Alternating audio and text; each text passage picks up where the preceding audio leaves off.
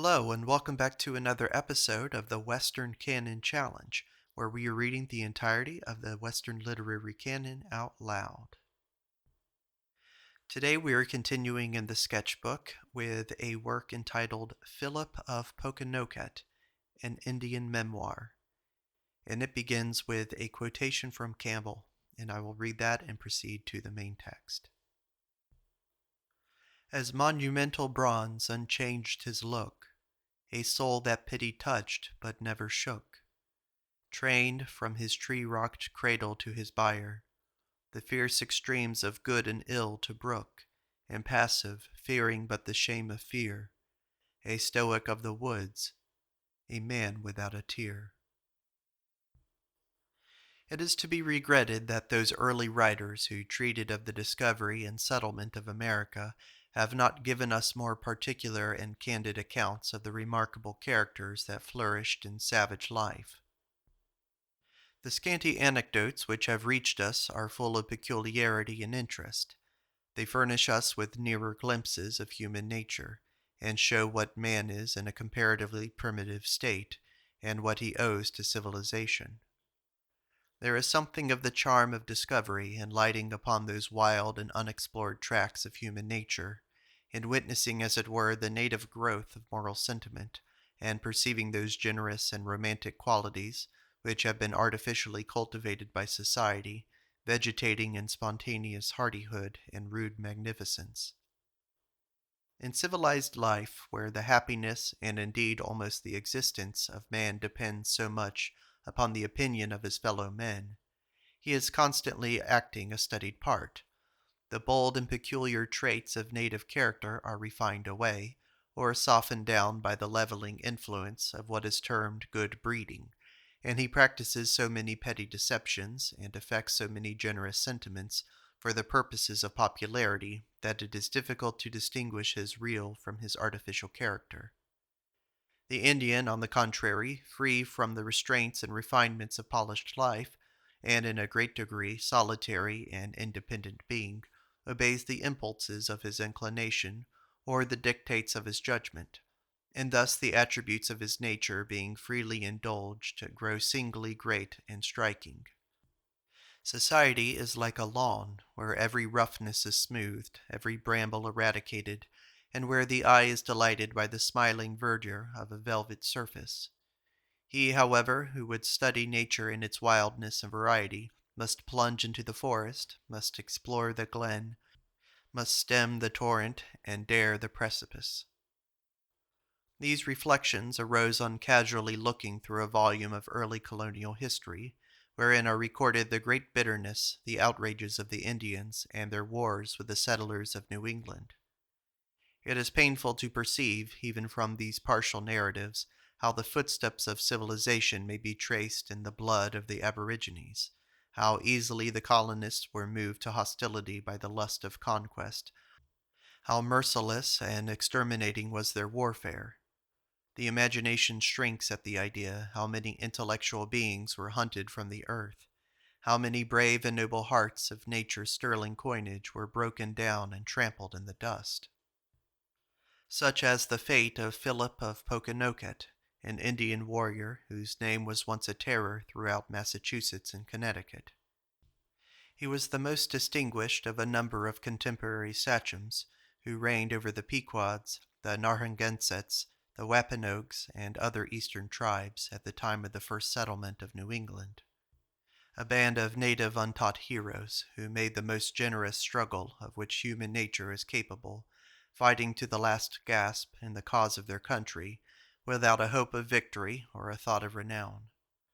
Worthy of an age of poetry and fit subjects for local story and romantic fiction, they have left scarcely any authentic traces on the page of history, but stalk like gigantic shadows in the dim twilight of tradition.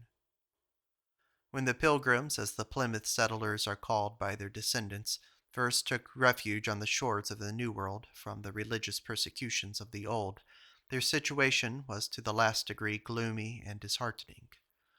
Few in number, and that number rapidly perishing away through sickness and hardships, surrounded by a howling wilderness and savage tribes, exposed to the rigors of an almost arctic winter, and the vicissitudes of an ever-shifting climate. Their minds were filled with doleful forebodings, and nothing preserved them from sinking into despondency but the strong excitement of religious enthusiasm. In this forlorn situation, they were visited by Massasoit, chief sagamore of the Wampanoags, a powerful chief who reigned over a great extent of country. Instead of taking advantage of the scanty number of the strangers and expelling them from his territories into which they had introduced, he seemed at once to conceive for them a generous friendship, and extended towards them the rights of primitive hospitality. He came early in the spring to their settlement of New Plymouth, attended by a mere handful of followers, entered into a solemn league of peace and amity, sold them a portion of the soil, and promised to secure for them the good will of his savage allies. Whatever may be said of Indian perfidy, it is certain that the integrity and good faith of Massasoit have never been impeached. He continued a firm and magnanimous friend of the white men, suffering them to extend their possessions and to strengthen themselves in the land, and betraying no jealousy of their increasing power and prosperity.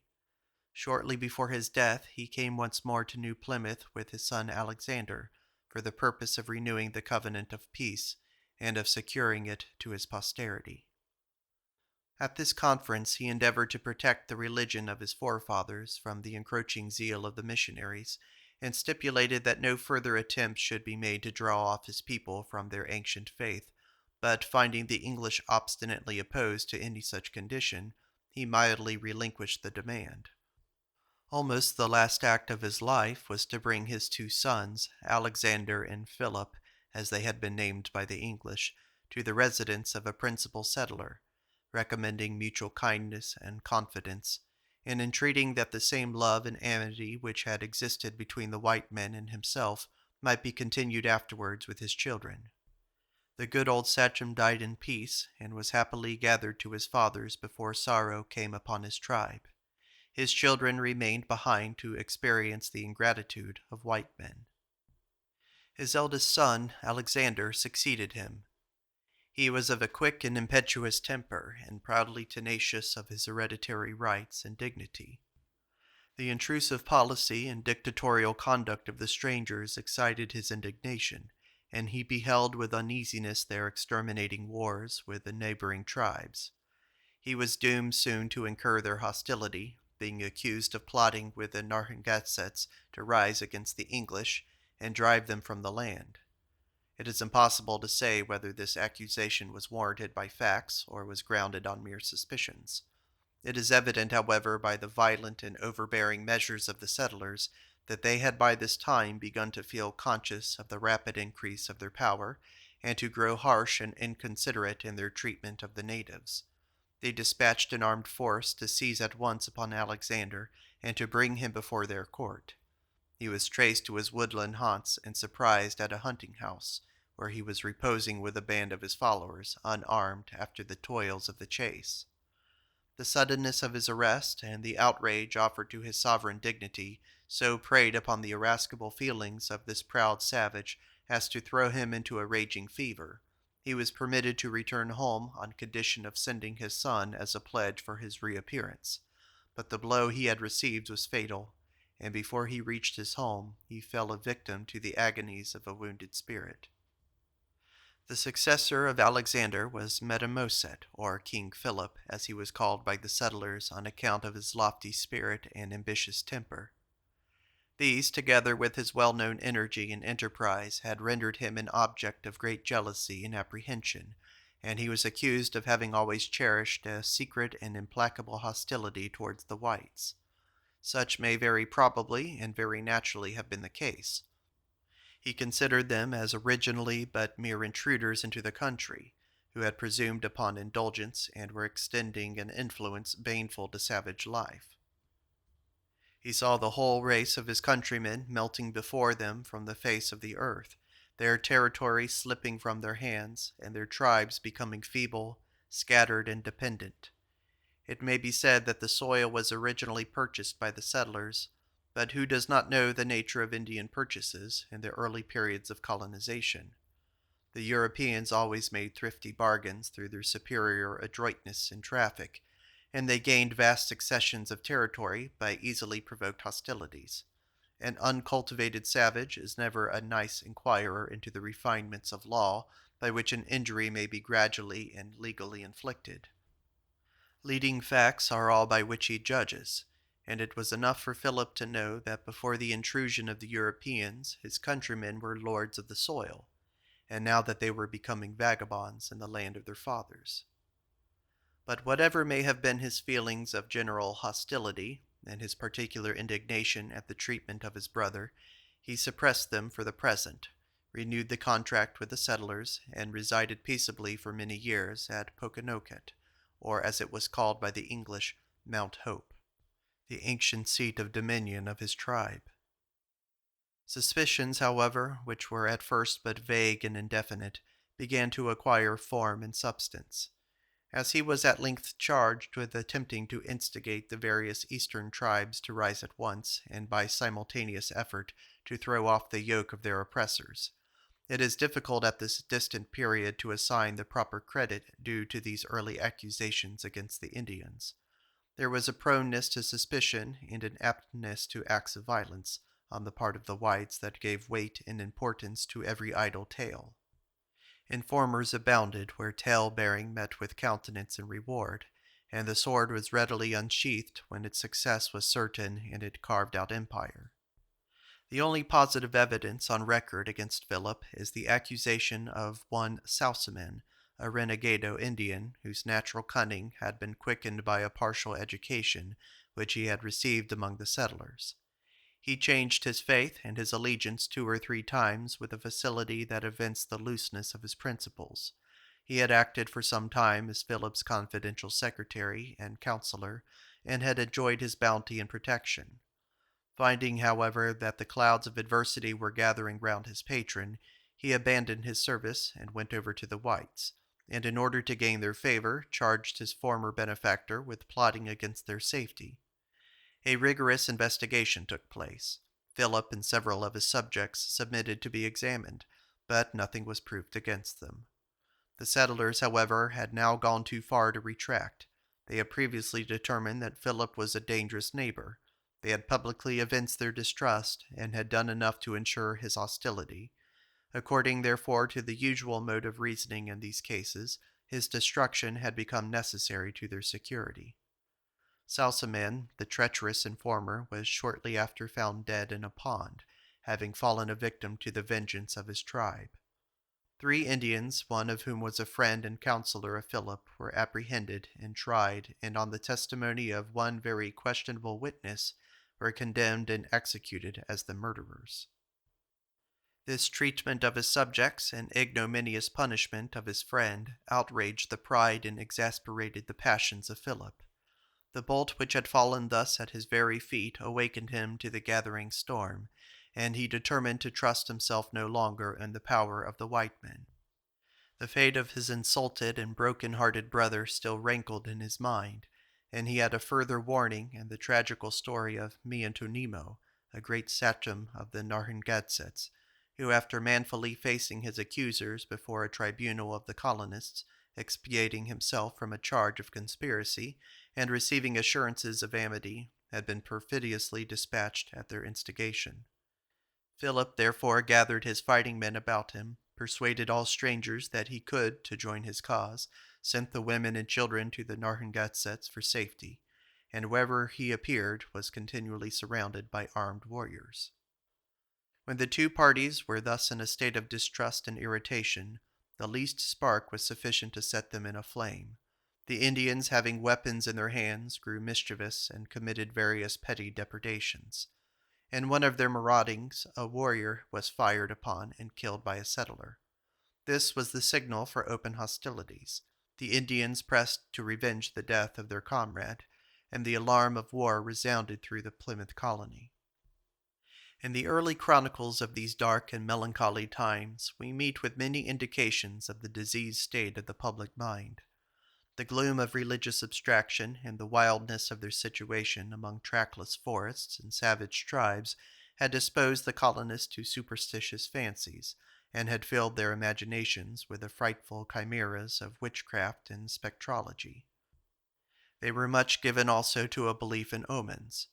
The troubles with Philip and his Indians were preceded, we are told, by a variety of those awful warnings which forerun great and public calamities. The perfect form of an Indian bow appeared in the air at New Plymouth, which was looked upon by the inhabitants as a prodigious apparition. At Hadley, Northampton, and other towns in their neighborhood, was heard the report of a great piece of ordnance, with a shaking of the earth and a considerable echo. Others were alarmed on a still sunshiny morning by the discharge of guns and muskets.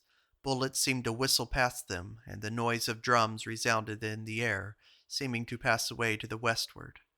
Others fancied that they heard the galloping of horses over their heads, and certain monstrous births which took place about the time filled the superstitious in some towns with doleful forebodings. Many of these portentous sights and sounds may be ascribed to natural phenomena. To the northern lights which occur vividly in those latitudes, the meteors which explode in the air, the casual rushing of a blast through the top branches of the forest, the crash of falling trees or disrupted rocks, and to those other uncouth sounds and echoes which will sometimes strike the ear so strangely amidst the profound stillness of woodland solitudes. These may have startled some melancholy imaginations, may have been exaggerated by the love for the marvelous, and listened to, with that avidity with which we devour whatever is fearful and mysterious.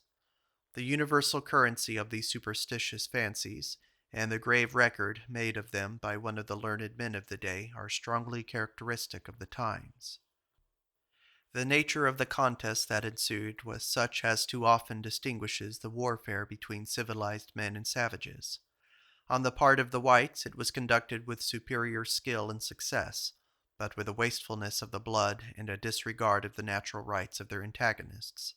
On the part of the Indians it was waged with the desperation of men fearless of death, and who had nothing to accept from peace but humiliation, dependence, and decay. The events of the war are transmitted to us by a worthy clergyman of the time, who dwells with horror and indignation on every hostile act of the Indians, however justifiable, whilst he mentions with applause the most sanguinary atrocities of the whites. Philip is reviled as a murderer and a traitor, without considering that he was a true-born prince, gallantly fighting at the head of his subjects to avenge the wrongs of his family, to retrieve the tottering power of his line, and to deliver his native land from the oppression of usurping strangers. The project of a wide and simultaneous revolt, if such had really been formed, was worthy of a capacious mind, and had it not been prematurely discovered, might have been overwhelming in its consequences. The war that actually broke out was but a war of detail, a mere succession of casual exploits and unconnected enterprises. Still, it sets forth the military genius and daring prowess of Philip, and wherever, in the prejudiced and passionate narrations that have been given of it, we can arrive at simple facts, we find him displaying a vigorous mind, a fertility in expedients, a contempt of suffering and hardship, and an unconquerable resolution that command our sympathy and applause. Driven from his paternal domains at Mount Hope, he threw himself into the depths of those vast and trackless forests that skirted the settlements, and were almost impervious to anything but a wild beast or an Indian. Here he gathered together his forces, like the storm accumulating its stores of mischief in the bosom of the thundercloud, and would suddenly emerge at a time and place least expected, carrying havoc and dismay into the villages. There were now and then indications of these impending ravages that filled the minds of the colonists with awe and apprehension. The report at a distant gun would perhaps be heard from the solitary woodland, where there was known to be no white man. The cattle which had been wandering in the woods would sometimes return home wounded, or an Indian or two would be seen lurking about the skirts of the forests, and suddenly disappearing, as the lightning will sometimes be seen playing silently about the edge of the cloud that is brewing up the tempest. Though sometimes pursued and even surrounded by the settlers, yet Philip has often escaped almost miraculously from their toils, and plunging into the wilderness would be lost to all search or inquiry, until he again emerged at some far distant quarter, laying the country desolate. Among his strongholds were the great swamps or morasses which extended in some parts of New England, composed of loose bogs of deep black mud, perplexed with thickets, brambles, rank weeds, the shattered and moldering trunks of fallen trees, and overshadowed by lugubrious hemlocks. The uncertain footing and the tangled mazes of these shagged wilds rendered them almost impracticable to the white man, though the Indian could thread their labyrinths with the agility of a deer. Into one of these, the great swamp of Pokanoket Neck, was Philip once driven with a band of his followers. The English did not dare to pursue him, fearing to venture into these dark and frightful recesses, where they might perish in fens and miry pits, or be shot down by lurking foes. They therefore invested the entrance to the neck and began to build a fort, with the thought of starving out the foe. But Philip and his warriors wafted themselves on a raft over an arm of the sea in the dead of night, leaving the women and children behind, and escaped away to the westward, kindling the flames of war among the tribes of Massachusetts and the Nipmuc country, and threatening the colony of Connecticut. In this way Philip became a theme of universal apprehension. The mystery in which he was enveloped exaggerated his real terrors. He was an evil that walked in darkness, whose coming none could foresee, and against which none knew when to be on the alert. The whole country abounded with rumors and alarms. Philip seemed almost possessed of ubiquity, for in whatever part of the widely extended frontier an eruption from the forest took place, Philip was said to be its leader. Many superstitious notions were circulated concerning him. He was said to deal in necromancy, and to be attended by an old Indian witch or prophetess, whom he consulted, and who assisted him by her charms and incantations. This indeed was frequently the case with Indian chiefs, either through their own credulity or to act upon that of their followers, and the influence of the prophet and the dreamer over Indian superstition has been fully evidenced in recent instances of savage warfare. At the time that Philip effected his escape from Pokanoket, his fortunes were in a desperate condition. His forces had been thinned by repeated fights, and he had lost almost the whole of his resources. In this time of adversity he found a faithful friend in Pokanoket, chief sachem of all the Narragansetts. He was the son and heir of Miantonimo, the great sachem, who, as already mentioned, after an honorable acquittal of the charge of conspiracy, had been privately put to death at the perfidious instigations of the settlers.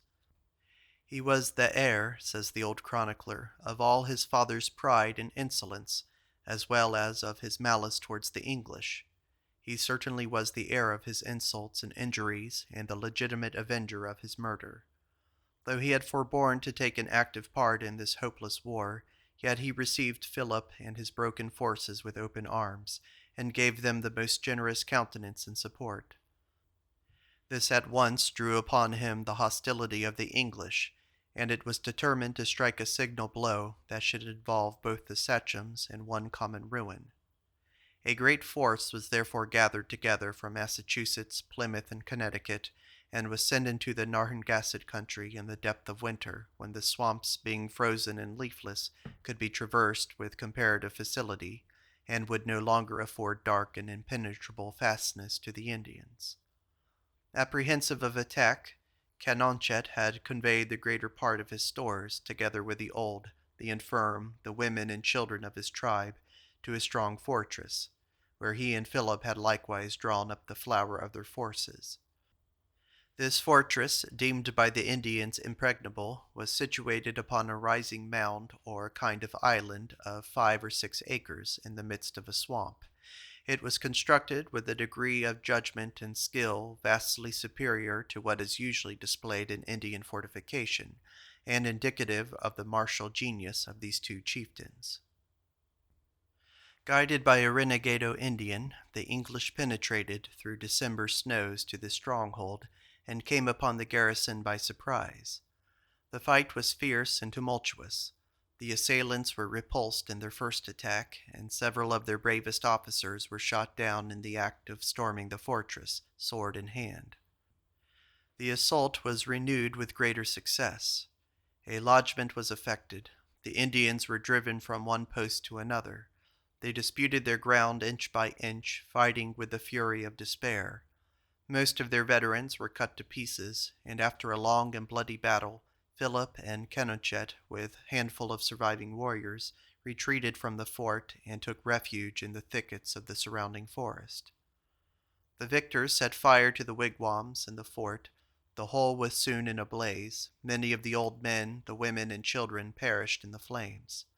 This last outrage overcame even the stoicism of the savage. The neighboring woods resounded with the yells of rage and despair uttered by the fugitive warriors as they beheld the destruction of their dwellings and heard the agonizing cries of their wives and offspring. The burning of the wigwams, says a contemporary writer, the shrieks and cries of the women and children, and the yelling of the warriors exhibited a most horrible and affecting scene, so that it greatly moved some of the soldiers. The same writer cautiously adds, they were in much doubt then, and afterward seriously inquired whether burning their enemies alive could be consistent with humanity and the benevolent principles of the gospel. The fate of the brave and generous Canonchet is worthy of particular mention. The last scene of his life is one of the noblest instances on record of Indian magnanimity. Broken down in his power and resources by his signal defeat, yet faithful to his ally and to the hapless cause which he had espoused, he rejected all overtures of peace, offered on condition of betraying Philip and his followers, and declared that he would fight it out to the last man rather than become a servant to the English. His home being destroyed, his country harassed and laid waste by the incursions of the conquerors, he was obliged to wander away to the banks of the Connecticut, where he formed a rallying point to the whole body of Western Indians and laid waste several of the English settlements. Early in the spring he departed on a hazardous expedition with only 30 chosen men to penetrate to Seekonk and the vicinity of Mount Hope, and procure seed corn to plant for the sustenance of his troops. This little band of adventurers had passed safely through the Pequot country and were in the center of the Narragansett, resting at some wigwams near Pawtucket River, when an alarm was given of an approaching enemy. Having but 7 men by him at the time, Canonchet dispatched 2 of them to the top of a neighboring hill to bring intelligence of the foe. Panic-struck by the appearance of a troop of English and Indians rapidly advancing, they fled in breathless terror past their chieftain, without stopping to inform him of the danger. Canonchet sent another scout who did the same. He then sent 2 more, one of whom, hurrying back in confusion and affright, told him that the whole British army was at hand. Canonchet saw there was no choice but immediate flight. He attempted to escape round the hill, but was perceived and hotly pursued by the hostile Indians and a few of the fleetest of the English. Finding the swiftest pursuer close upon his heels, he threw off first his blanket, then his silver-laced coat and belt of peag, by which his enemies knew him to be Canonchet, and redoubled the eagerness of pursuit. At length, in dashing through the river, his foot slipped upon a stone, and he fell so deep as to wet his gun. This accident so struck him with despair that, as he afterwards confessed, his heart and his bowels turned within him, and he became like a rotten stick, devoid of strength. To such a degree was he unnerved, that being seized by a Pequot Indian within a short distance of the river, he made no resistance, though a man of great vigor of body and boldness of heart. But on being made prisoner, the whole pride of his spirit arose within him, and from that moment we find in the anecdotes given by his enemies nothing but repeated flashes of elevated and prince-like heroism. Being questioned by one of the English who first came up with him, and who had not attained his 22nd year, the proud-hearted warrior, looking with lofty contempt upon his youthful countenance, replied, "You are a child. You cannot understand matters of war. Let your brother of your chief come. Him will I answer." Though repeated offers were made to him of his life, on condition of submitting with his nation to the English, yet he rejected them with disdain, and refused to send any proposals of the kind to the great body of his subjects, saying that he knew none of them would comply. Being reproached with his breach of faith toward the whites, His boast that he would not deliver up a Wampanoag, nor the paring of a Wampanoag's nail, and his threat that he would burn the English alive in their houses, he disdained to justify himself, haughtily answering that others were as forward for the war as himself, and he desired to hear no more thereof. So noble and unshaken a spirit, so true a fidelity to his cause and his friend, might have touched the feelings of the generous and the brave. But Canonchet was an Indian, a being towards whom war had no courtesy, humanity no law, religion no compassion. He was condemned to die. The last words of his that are recorded are worthy of the greatness of his soul. When sentence of death was passed upon him, he observed that he liked it well, for he should die before his heart was soft, or he had spoken anything unworthy of himself. His enemies gave him the death of a soldier, for he was shot at Stonington by 3 young sachems of his own rank. The defeat at the Narragansett fortress and the death of Canonchet were fatal blows to the fortunes of King Philip. He made an ineffectual attempt to raise a head of war by stirring up the Mohawks to take arms, but though possessed of the native talents of a statesman, his arts were counteracted by the superior arts of his enlightened enemies, and the terror of their warlike skill began to subdue the resolution of the neighboring tribes. The unfortunate chieftain saw himself daily stripped of power, and his ranks rapidly thinning around him. Some were suborned by the whites, others fell victims to hunger and fatigue, and to the frequent attacks by which they were harassed. His stores were all captured, his chosen friends were swept away from before his eyes, his uncle was shot down by his side, his sister was carried into captivity, and in one of his narrow escapes he was compelled to leave his beloved wife and only son to the mercy of the enemy. His ruin, says the historian, being thus gradually carried on, his misery was not prevented, but augmented thereby, being himself made acquainted with the sense and experimental feeling of the captivity of his children, loss of friends, slaughter of his subjects, bereavement of all his family relations, and being stripped of all outward comforts before his own life should be taken away.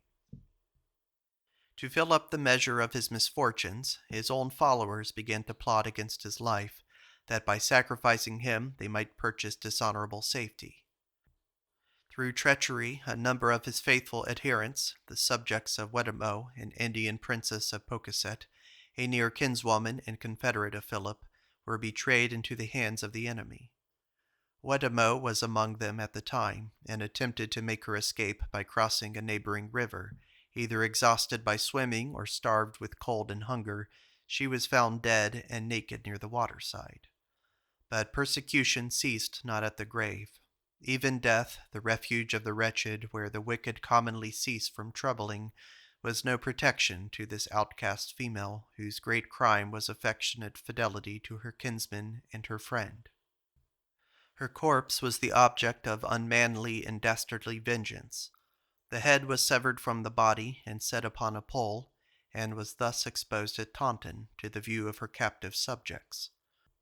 They immediately recognized the features of their unfortunate queen, and were so affected at this barbarous spectacle that we are told they broke forth into the most horrid and diabolical lamentations. However, Philip had borne up against the complicated miseries and misfortunes that surrounded him. The treachery of his followers seemed to wring his heart and reduce him to despondency. It is said that he never rejoiced afterwards, nor had success in any of his designs. The spring of hope was broken, the ardor of enterprise was extinguished.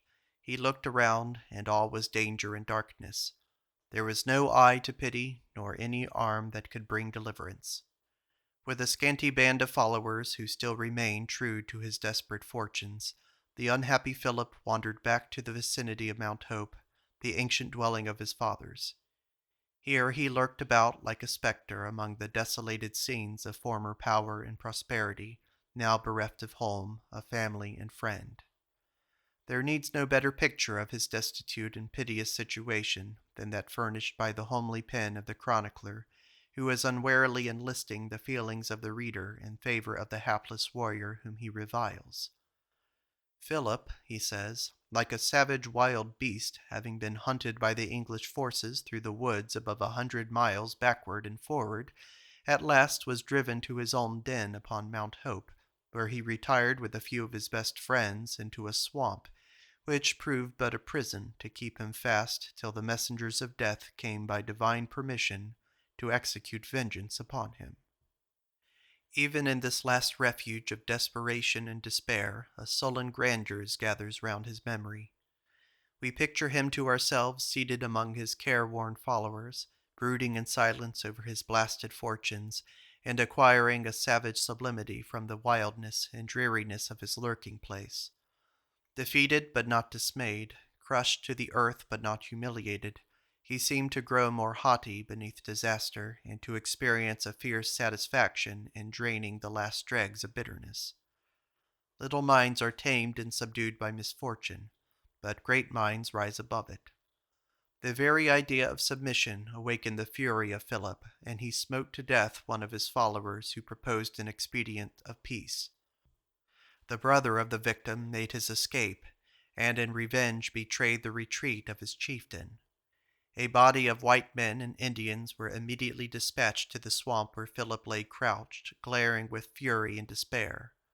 Before he was aware of their approach, they had begun to surround him. In a little while he saw 5 of his trustiest followers laid dead at his feet. All resistance was vain. He rushed forth from his covert and made a headlong attempt at escape, but was shot through the heart by a renegado Indian of his own nation. Such is the scanty story of the brave but unfortunate King Philip, persecuted while living, slandered and dishonored when dead. If, however, we consider even the prejudiced anecdotes furnished us by his enemies, we may perceive in them traces of amiable and lofty character, sufficient to awaken sympathy for his fate and respect for his memory. We find that amidst all the harassing cares and ferocious passions of constant warfare, he was alive to the softer feelings of connubial love and paternal tenderness, and to the generous sentiment of friendship. The captivity of his beloved wife and only son are mentioned with exultation, as causing him poignant misery. The death of any near friend is triumphantly recorded as a new blow on his sensibilities. But the treachery and desertion of many of his followers, in whose affections he had confided, is said to have desolated his heart, and to have bereaved him of all further comfort. He was a patriot attached to his native soil, a prince true to his subjects and indignant of their wrongs, a soldier daring in battle, firm in adversity, patient of fatigue, of hunger, of every variety of bodily suffering, and ready to perish in the cause he had espoused. Proud of heart and with an untamable love of natural liberty, he preferred to enjoy it among the beasts of the forests or in the dismal and famished recesses of swamps and morasses, rather than bow his haughty spirit to submission and live dependent and despised in the ease and luxury of the settlements. With heroic qualities and bold achievements that would have graced a civilized warrior and have rendered him the theme of the poet and the historian, he lived a wanderer and a fugitive in his native land, and went down like a lonely bark foundering amid darkness and tempest, without a pitying eye to weep his fall, or a friendly hand to record his struggle. And that is the end of Philip of Pokanoket, from the sketchbook of Geoffrey Crayon, Gent, by Washington Irving. Thank you for listening.